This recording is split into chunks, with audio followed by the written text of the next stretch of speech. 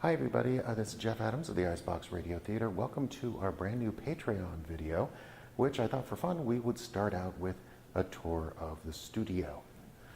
Here we are in Bacchus Community Center. And to give you an idea, it's a quiet Saturday morning. This is an interesting building. It goes back to the 1930s, built as originally a middle school. And we are going to descend now into the basement. Because, of course, that's where we always go when you work in media. If you ever wondered what it looked like, here we go. This is the Icebox Radio Theater Studios with the old wrinkled sign. So when you enter the room, basically you see a bunch of equipment and junk. Up along the wall here, of course, we have a series of posters from live shows we've done in the past. And then on the opposite wall, all kinds of correspondence and notes, cards from fans over the years, and a couple, here's some interesting artifacts. That is an autographed picture of Mr. Nathan Fillion. Funny story, I actually have like a friend of a friend connection to him, and I kept asking this friend, could you please give Mr. Fillion my pitch? I had a pitch all written up to revive the TV show Firefly as a radio series. This is the response he gave me, which was, if you can't read it, that says, Jeff, on the air, Nathan Fillion. So there we go. Another little interesting note, this is the poster from the 2017 UK International Radio Drama Festival. We've actually participated in the festival twice, and that was the year I flew to England to actually participate. So as you come into the studio, first thing, of course, you would see is the green room. Every theater and every group needs a green room, a place where they can come and actors can relax before takes, between takes. It's not a true green room yet, as you'll see, but it is, we like it. Cast off furniture, a couple of old books, and of course, the means of nourishment. We have a mini fridge and we have a microwave, and most importantly, coffee and tea. So that keeps us going in the middle of difficult days here. And you move forward from that into the area that I like to call main record. This is an adaptable space, pretty much what you would expect. This corner is main record, or I guess I should say control center. That's pretty much where you would find me on most days. There is our Zoom R16, the type of mixing board that we use. Now, for fans of Funny in a Small Town, if you want to know where the magic happens, it's right here. This is the table where everybody sits. Yes, I know the microphones aren't plugged in, but we just set it up. This chair right here, this is, of course, where Ayla sits. That one is Caleb, which would leave Justin right over there. So if you ever wanted a picture of Funny in a Small Town, there it is. So a question I often get is, okay, you're fundraising for the Icebox Radio Theater. Why? What sorts of things would the money go towards? Well, for one thing, we invented our own actor stand, they're called. It's a replacement for a music stand, something we built and designed ourselves. I'm not entirely thrilled with the end result, so that's why it's not painted, because painting to me is always the last step on something. But you get the idea here. We have a nice wide space to put pages and a retro microphone, which we use actually because it's the best quality microphone we have. Another project is these guys behind him. These are what's called gobos. Okay, and a gobo is in want of actual walls, which we don't have here at the studio. This particular item allows us to kind of move around on wheels and be able to figure out the best configuration. And that's why this particular space that we call main record is so adaptable. We can do virtually anything we want in here. We've had movie nights and recording sessions up to, oh gosh, I think we had 12 or 13 in this tiny space one time. So that's main record, and then let's move into sound effects. This is the part that everyone always loves. Prop storage right here. And that gives us all kinds of little items we can deal with. Let's see, this was a chalkboard that I just used in the music of Eric Zahn. But we, like most sound effects places, we keep track of all kinds of stuff. Chains, of course. You know, these are actually toy handcuffs, but they sound pretty good. Yeah, they sound pretty good. Sorry about the framing there. Trying to do a lot. Telephones, you might ask. Why do we need telephones? Well, we need telephones for that sound right there, for the sound of a telephone.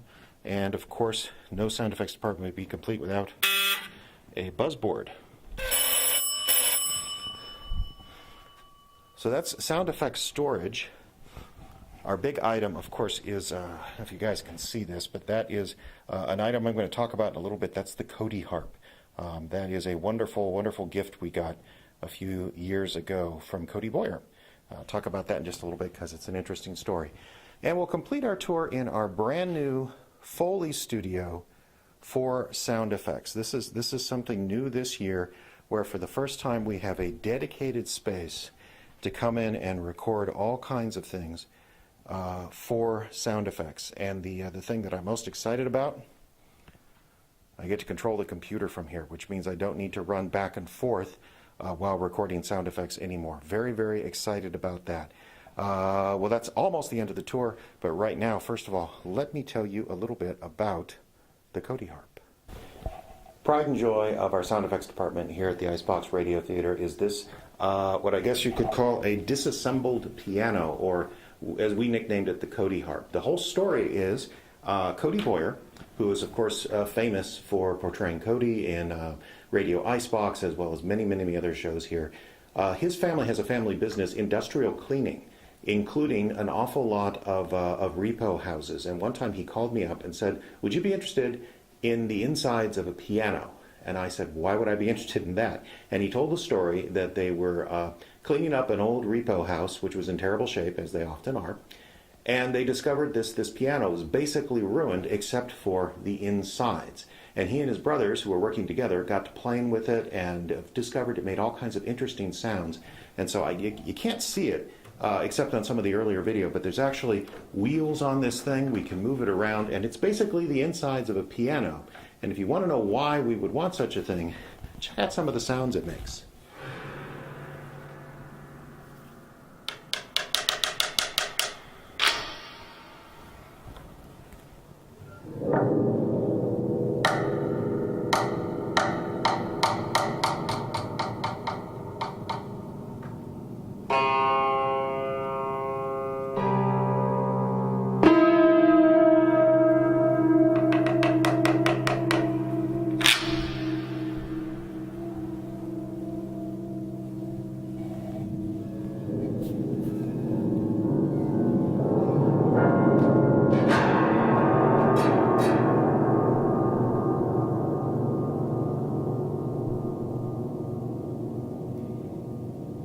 So that's the Cody harp. Okay, well, that's a look at our studios here at the Icebox Radio Theater. Now let's move on to a somewhat more direct pitch. I thought I'd just put down a few thoughts here as to why I think you should consider joining the Patreon at the Icebox Radio Theater. First of all, who are we? Well, we were founded in 2004 at a local radio station for the purpose of broadcasting new original shows over their air. And since that time, we've produced over 250 original audio plays in all genres: horror, science fiction, comedy, drama, romance. We've done them live before audiences. We've done them in these studios live over the internet. We've pretty much done it all, and we've keep doing it each and every year, somewhere between 10 and 20 original plays. Very, very proud of that record and the fact that we've never taken a year off. Why do we do it?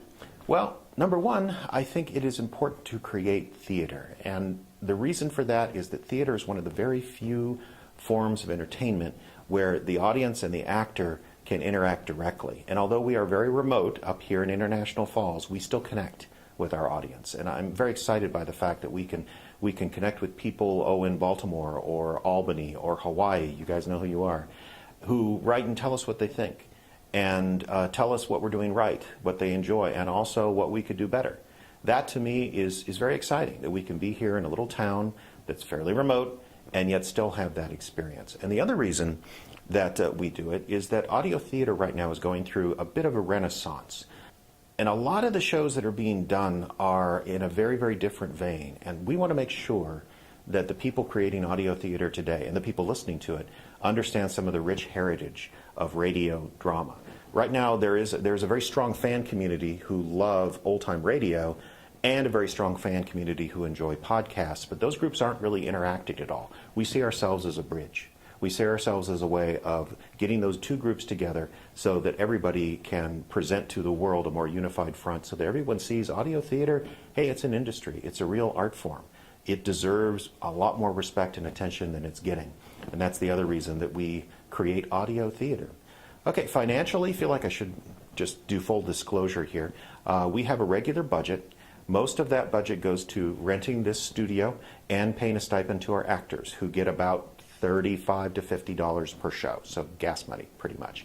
Our sources of funding are diverse. We get a grant from the state of Minnesota every year, and we do get a couple of sponsorships and maybe $100 a year sales on Audible. But far and away, the biggest chunk of change we get is from you guys, the listeners, both here on Patreon as well as our own membership program, and occasionally just a standalone donation from someone that enjoys what we do. What does the money go to?